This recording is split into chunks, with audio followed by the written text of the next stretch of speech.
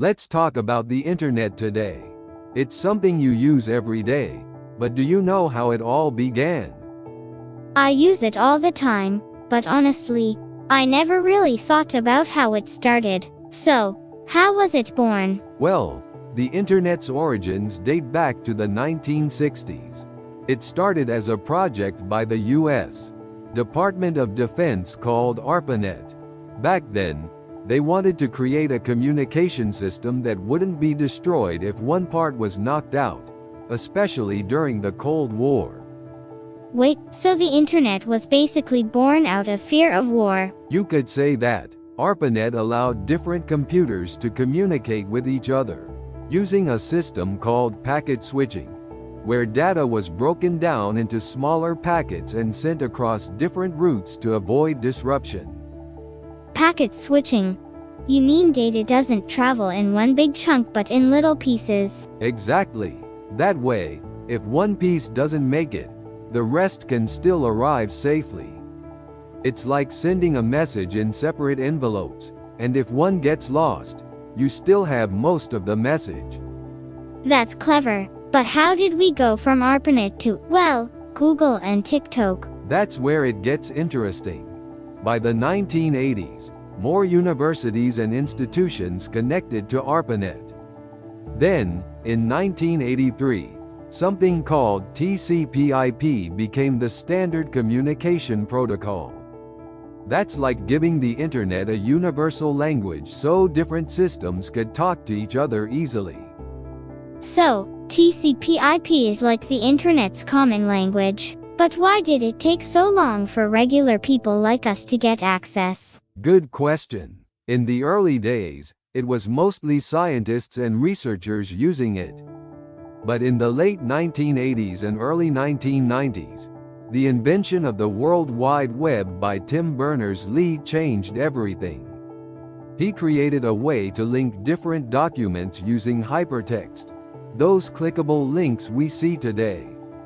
You mean we owe our memes and cat videos to Tim Berners-Lee? Pretty much. He designed the web to be accessible to everyone, and with the rise of personal computers, more people started getting online.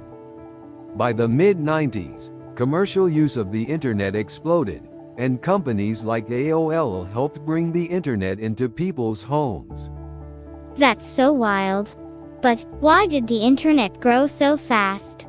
What made it take off? It was a mix of things. The rapid growth of personal computers made it easier for people to connect, and businesses saw the potential for reaching customers. Plus, the introduction of broadband in the late 90s made internet speeds much faster. So, faster internet equals more users. Exactly. Broadband was like upgrading from a bike to a car. People could do so much more. Streaming videos, playing games, even shopping online. The convenience factor was huge. Why does it keep evolving though? Like, we've got fiber optics and 5G now. Why not just stop at good enough? Technology never stands still. Fiber optics and 5G allow for even faster data transfer and more devices connected at once. We're pushing the limits because more people are using the internet for more things. Virtual reality, smart homes, you name it. You mean the internet needs to keep growing because we're asking it to do more? Precisely. Our demands have grown, and so has the internet. Just think about social media. That didn't even exist in the early days of the web, but now it's a major part of how people communicate.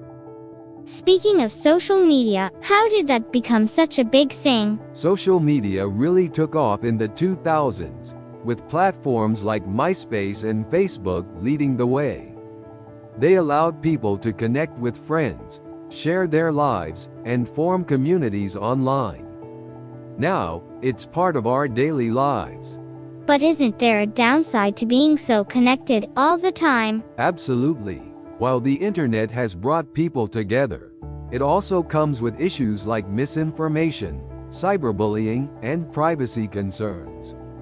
The amount of personal data we share online can be risky. Why does that happen? Isn't there a way to protect ourselves? It happens because the internet is vast and often unregulated. While there are privacy tools and laws, it's hard to control everything. That's why understanding the risks and using the internet responsibly is crucial. So, you mean we should be careful about what we share and how we interact online? Exactly. Just like in the real world, there are dangers, but with awareness, you can navigate them safely. The internet is a powerful tool, but like any tool, it needs to be used wisely. It's funny how something that started as a defense project has become such a huge part of our everyday lives. That's the beauty of it. The internet has evolved from a small, exclusive network to the world's main communication and information hub. And who knows where it'll go next? Maybe we'll have virtual reality classrooms or even holographic internet one day. Anything's possible.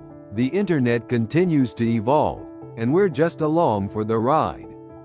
But whatever happens, it's clear the internet isn't going anywhere. It's woven into the fabric of our lives now.